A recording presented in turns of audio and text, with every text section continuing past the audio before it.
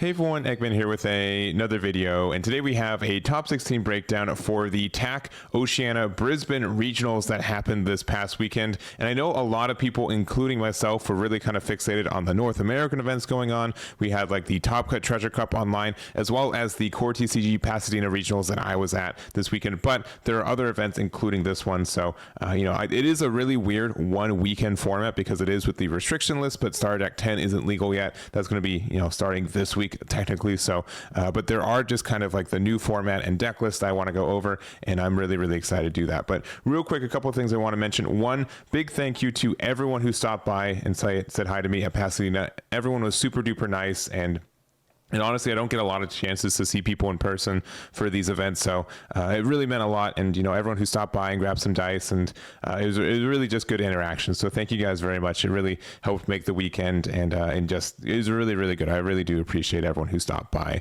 And then also just the support for the stream, both on Twitch and YouTube, which has been really nice. Not only for this past weekend, but just the fact that I can do both now, and just everything else has been really strong. And I just appreciate people stopping by and watching those. We do have a stream tonight, which is not only going to be doing some testing, but also we're going to be doing a win a box event for the Starter Deck 10 meta as well. So should be really unique. I'm really looking forward to it. And if you guys want to check it, starts out on 8 p.m. EST or 5 p.m. PST, either here on YouTube or on my Twitch as well. And then finally, since we got a bunch of new YouTube members, I did want to quickly go over them real quick and just say thank you personally to our new members on the channel. So if you guys become a member, you get your name at the end of the credits. You get some emotes that you can use here on the channel, and you also get access to all of my VODs as well. So I think it's a really good perk for that as well. But we're gonna go over our names real quick. We got the Dave69, Tyler, Bryce, Rodrigo, The Warrior, Locke,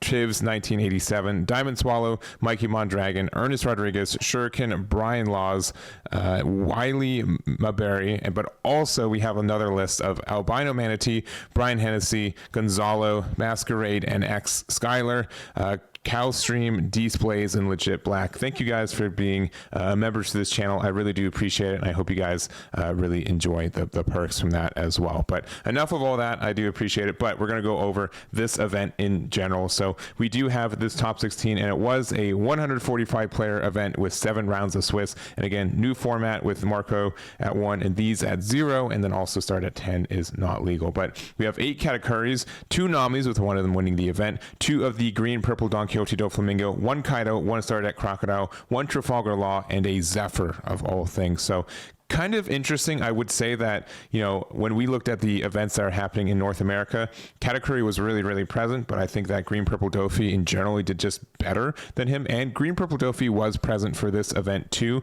But this is like what I would expect after the restriction list for what the pie chart would have looked like, with half of it being Katakuri, Nami being kind of present, and then just kind of the rest. So it's going to be interesting if that's going to continue for the last couple events that we have for this one.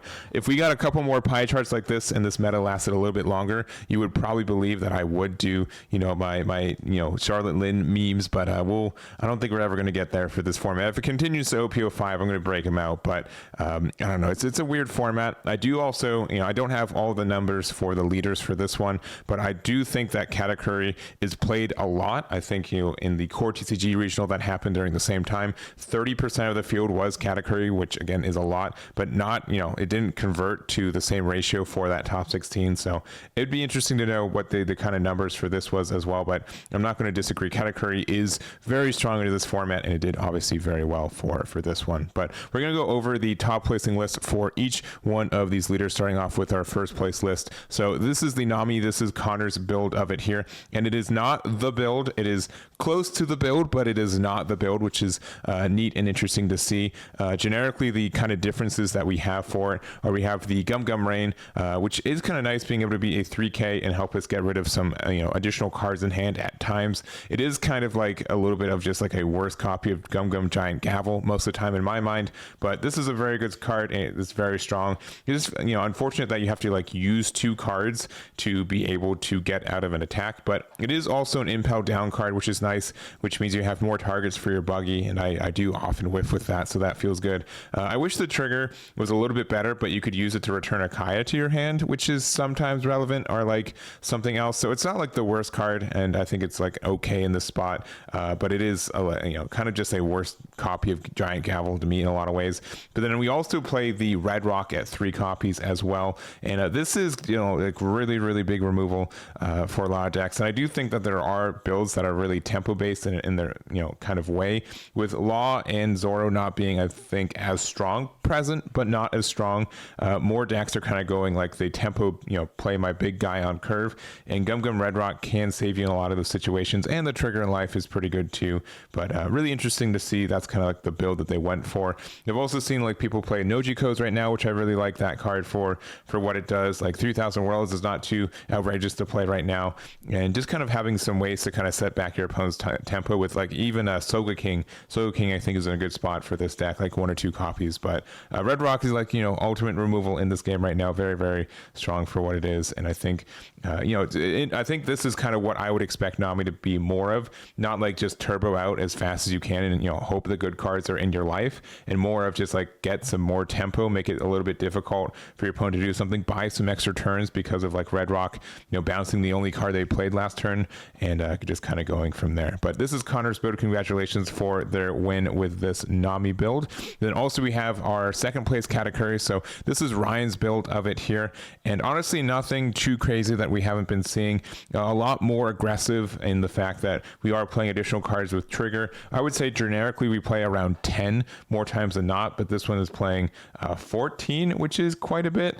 Like we usually see like 4 Parasparrow, 4 Sanji, and either like 2 Cracker, 2 Smoothie, that kind of thing, but we have 4 and then an additional 6. So more kind of that low to the ground, very aggressive, but also 4 copies of Thunderbolt. So which is interesting when we're also not playing Shirahoshi to help get these out of our hands. So just very aggressive, very tempo based. We have the Randolph as well, but we don't have the 6/8 Parasparrow. So some just interesting deck choices for it. Again, a little bit faster, a little bit greedier, I would say, on hitting the ground running and getting that. If you hit one of these in your life, which is moderately easy to do in your first 2, between all of these you have like 18 really good cards from these. 2 of your deck, that's pretty easy to out of your life, you hit it pretty often. So but interesting build, very greedy, probably not the build I would be running, but it did get you second place, and congratulations to Ryan for their finish there. Next up we have Kaido, and we haven't seen Kaido in a bit, but I think we're going to be seeing Kaido a little bit more often in the next couple weeks with the Star Deck 10, since Purple did get a really good bump of good cards in it. But this is also kind of interesting because this is the Impel Down version of it, and I do kind of think like Impel Down is a really strong package for Purple generically in a lot of ways. And I think Magellan is such a good card in a lot of decks because, again, if we're focusing more on that tempo, Magellan just screws up your opponent's tempo, and they really can't do anything about it once it comes down. So like a lot of this deck is like, if you're able to find the curve of seeing Magellan on turn 3 and Onigashima on 2, you get a lot of momentum on your side, and your opponent's going to like physically have a difficult time keeping up with the Dawn training that you're kind of doing, which means you get to play your bigger cards, you get your removal, which is really nice. So I don't really think like, obviously most of this build is not unique to Kaido either. The only card that really is the 10 drop, which is very strong. I don't think a lot of people respect that this can just clear entire boards and get away with a lot of damage on there too. So I think that this is a good boss monster to have in us. We don't have a way to search it in this deck, and we don't have a lot of cycle outside of Queen, so it is a little bit tricky to find that, but we do have like a good amount of event cards with the Jet Gatling, the Blast Breath, as well as the Hellish Judgment, and then again the Onigashima to help us get that extra ramp. So kind of what we saw a little bit in OP03. Kind of didn't do very good there, but I do like what this deck does. I think this could also be transitioned to either King or Magellan as well. A lot of this is generic. Just again, for Magellan, you can't play the 10 drop Kaido, but you can play like the new uses Captain Kidd, I think, and it'd be very strong for you. But this is the build for this one, and congratulations to Ryoichi with their finish with Kaido. And then next up we have Crocodile. So this is Elliot's 4th place list, and again, like the top 4 for this event were all unique leaders, which I think is really interesting. And I know we were talking about Katakuri, but a good amount of Katakuri was in the 7-2, like outside of the top 8. And if we look just inside the top 8, it was was moderately diverse for there. I think just again, like a lot of people were on Katakuri, it was all, physically very difficult or statistically very difficult for the deck to kind of not top kind of. But for Crocodile, this is a pretty standard build, I would say. Most people do run the Sentomaru package. I would say this build specifically runs more of our Pacifists with 4 of the vanillas and 3 of the blockers, as well as 4 of the Kuma blockers. So really prioritizing this package very heavily. So because of that, we do have to make a couple cuts for us, especially like I don't think we have as many 2Ks as we would normally have, only having it within the Kaya and the Draco Mihawk, which is a little bit concerning at times. And then we also still have like the greedy top end. We have 2 Soga King, 3 Mihawks, as well as 3 copies of Kaido. So all of this, really good removal. And if you're able to see your tempo like early game, you're able to, get the Sentomaru, get some free draw and tempo because of that.